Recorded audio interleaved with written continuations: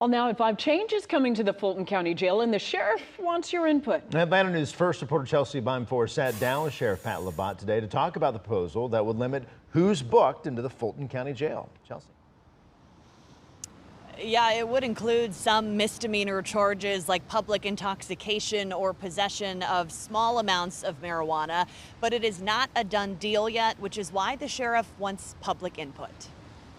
It is an opportunity for us to go straight to the public and really have our community give their opinions about what this misdemeanor conversation, what it looks like.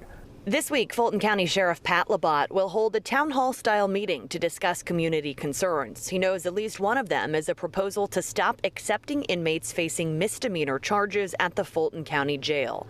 The goal ultimately is to reduce our inmate resident population. At any time that we hover between 2,800 and 3,000 inmate residents, there are going to be situations. Sheriff Labatt says that an overcrowded jail has led to violent encounters, stabbings, and inmate deaths. The facility on Rice Street still under federal investigation to improve physical conditions, staffing, and treatment of inmates. We need a facility that the community at large can be proud of.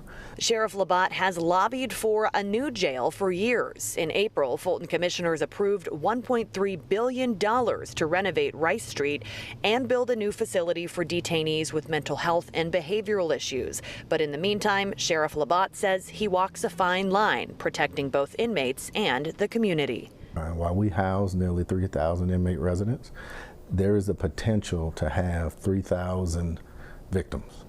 And so our job is to be considerate of not just our potential victims, but really provide care, custody for those that we serve, but also be in a space where those that we protect have reassurance from their sheriff's office that we're doing absolutely the best we can.